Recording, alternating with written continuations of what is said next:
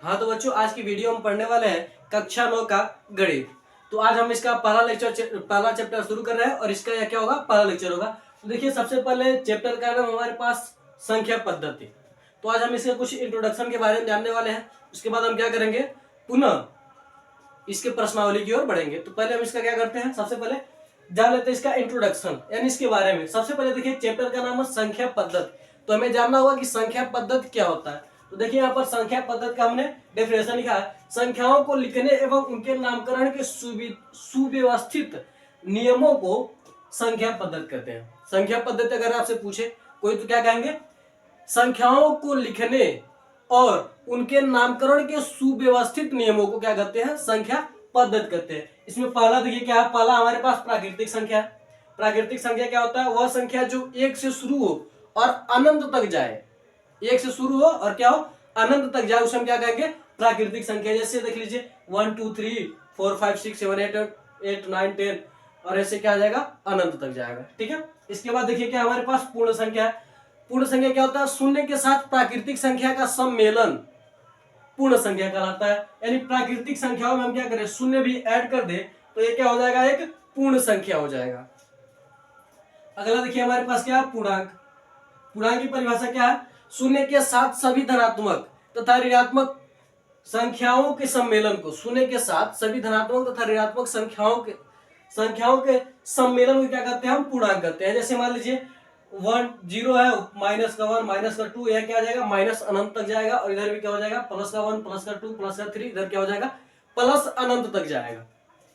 ठीक है। अगला देखिए, परिमेय संख्या, वह संख्या जिसे हम क्या कर सकते हैं, P/Q के रूप में लिखा जा सके, जहां P व Q क्या हो, पूर्णांक हो, तथा Q 0 के बराबर न हो, उसे हम क्या कहेंगे, परिमेय संख्या कहेंगे। देखिए यहाँ पर क्या है, 5 भी क्या आपका एक पूर्णांक है, 6 भी क्या है, एक पूर्णांक है। और क्या कर रहा है, जहां P व Q पूर्णांक हो और क्या हो, Q = 0। Q जो नीचे है वो क्या है, इसे क्या कहेंगे, इसमें क्या हो जाएगा, P5 हो जाएगा और Q क्या हो जाएगा, 6 हो जाएगा। कहने का मतलब यह, ठीक है। तो Q क्या है, 0 के बराबर न हो। यहाँ पर 0 भी आपका क्या होगा, एक परिमेय संख्या हो। क्यों होगा, क्योंकि हम 0 को क्या लिख सकते हैं, 0 को लिख सकते हैं 0/1 लिख सकते हैं। जब इसको हम सॉल्व करेंगे तो 0 आएगा। 0 देखिए क्या आपका एक पूर्णांक है, 1 भी क्या आपका एक पूर्णांक है, और Q बराबर क्या हो, 0। तो यहाँ पर देखिए 1 क्या है, 0 के बराबर नहीं है, Q क्या है, 0 के बराबर नहीं है। तो आप इतना स्क्रीनशॉट लीजिए, आगे बढ़ते हैं अपने, आगे और भी डेफिनेशन है वह हम पढ़ेंगे। तो इतना स्क्रीनशॉट लीजिए आप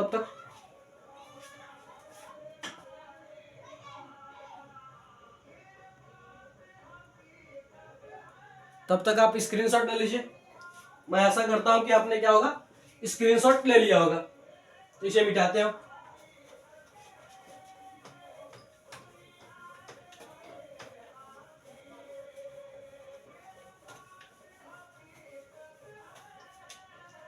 क्या हो गया, हमने परिमेय तक पढ़ लिया। आगे देखिए क्या हमारे पास, अपरिमेय संख्या।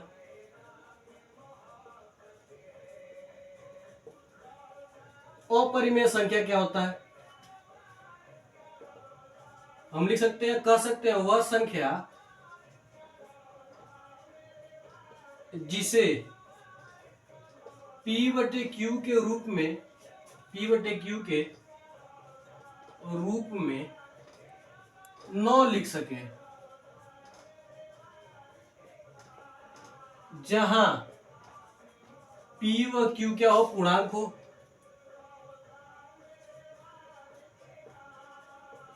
हो, और Q ≠ 0 हो, यानी Q 0 के बराबर न हो, तो उसे क्या करते हैं, उसे हम अपरिमेय संख्या करते हैं। अपरिमेय संख्या करते हैं। जैसे मान लीजिए आपका उदाहरण हो जाएगा, जैसे पाई हो गया, कड़ी में 3 हो गया, कड़ी में 5 होगा, यानी कड़ी वाले जितने मान रहेंगे सभी क्या हो जाएंगे, अपरिमेय हो जाएंगे। पाई भी ऐसे जितने रहेंगे वो सभी क्या हो जाएंगे, अपरिमेय संख्या हो जाएंगे। वास्तविक संख्या देखिए किसे कहते हैं, सभी परिमेय और अपरिमेय संख्याओं के सम्मेलन को क्या कहते हैं, हम वास्तविक संख्या कहते हैं, यानी रियल नंबर। इसमें क्या होगा, सभी अपरिमेय, परिमेय, सभी अपरिमेय और अपरिमेय सभी संख्या आ जाएंगे। ठीक है।